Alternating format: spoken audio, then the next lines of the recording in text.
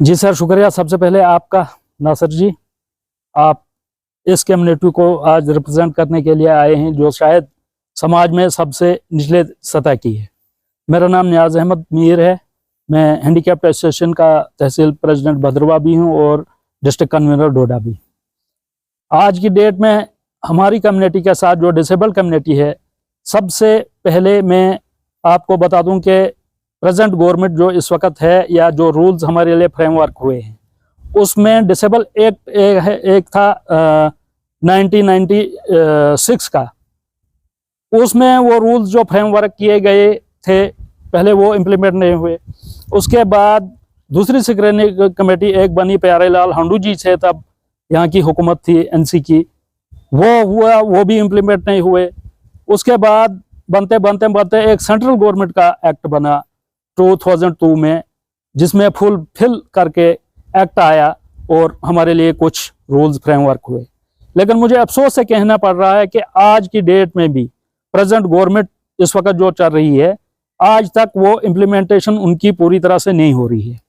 आज हमारी हालत ये है कि गवर्नमेंट हमें 1000 पेंशन दे रही है through department of social welfare, तो 600, 800, 900 तक का बिजली बिल हमें आ रहा है।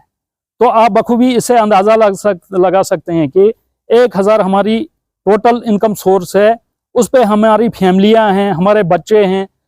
1000 में हम कैसे गुजर बसर कर रहे हैं, ये तो या खुदा जानता है या हम जानते हैं।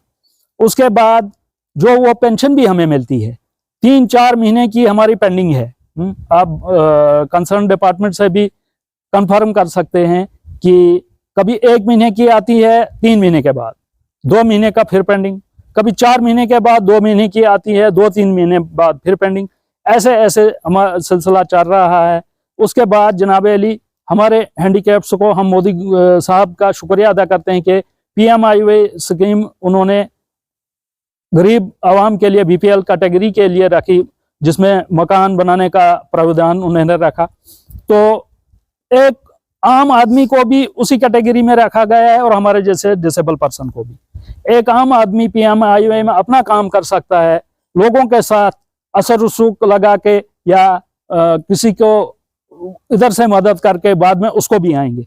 हमारे डिसेबल किसको पहले मदद करेगा, उसको कोई मदद करने आएगा, या खुद हम क्या कर सकते हैं। सेम कैटेगरी रखी है, उतना ही पैसा एक ओपन कैटेगरी वाले को है, उतना ही एक हैंडीकैप को। चलो, जो वो करके हमने बनाया, मैं बजाते खुद इसका शिकार हुआ हूँ।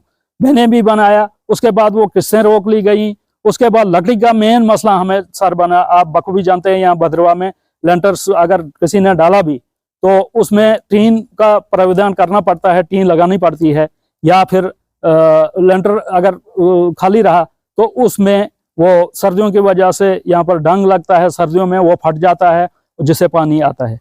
तो लकड़ी के लिए सैंक्शन के लिए 3 साल से मैं स्ट्रगल कर रहा हूँ। ओपन कैटेगरी में आम आदमियों को चलते फिरते जो हैं उनको दी गई सैंक्शन मुझे टाल मटोल किया जाता रहा। ऐसे ही भी हमारे बड़े डिसेबल पर्सन हैं, जैसे यहाँ पर ये बैठे हैं मेरे साथ, ये सभी डिसेबल हैं। अर्जुमन साहब हैं, अशफाक साहब हैं, हंसराज जी हैं, आशीष जी हैं इधर। सब के सब हम 300, 350, कुछ 400 नियर्स भद्रवा में, सिर्फ भद्रवा तहसील में हमारी तादाद है। ऐसा ही होता रहा है। राशन का मसला है, राशन में भी सेम उसी का कोई रखा है। अंत्योदया में मैक्सिमम BPL में भी नहीं है, वो APL में गए हैं, और वो राशन भी हमें उसी ओपन कैटेगरी की तरह मिलती है। कभी कभार किसी को बीच में अगर है कोई तो उसको है अंत्योदय वगैरह, नहीं तो ऐसे ही चल रहा है।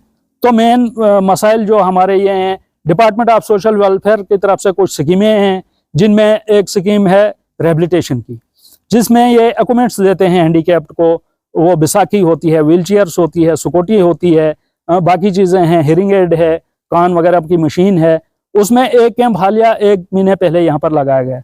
आप सोचिए ज़रा सर कि उस कैंप में जिसको बैसाखी इन्होंने सैंक्शन की थी, उसको बोलने लगे तो व्हील चेयर ले जा। जिसको व्हील चेयर सैंक्शन की थी उसको बोलने लगे आप ये बैसाखी ले जाओ। तो आप बखूबी जानते हैं, कोई भी कैंप लगता है, कुछ भी लगता है, उसके लिए एक हैंडीकैप को कितनी स्ट्रगल करनी पड़ती है। घर से आना पड़ता है, पहाड़ियों से उतरना पड़ता है, 1000-1000, 2-2 हज़ार खर्चा होता है। उसके बाद यहाँ पे आके उनको टाल मटोल किया जाता है और जो इक्विपमेंट्स चाहे वो फिलहाल मिलता है नहीं। फिलहाल तो ये जो कंसर्न एजेंसी जो है, स्पॉन्सर्ड एजेंसी है, ये कमीशन पे काम कर रही हैं। वो चीज़ें इतनी हल्की हैं कि आप मार्केट में उससे लो कीमत पे ले सकते हो और वो ओरिजिनल होगी।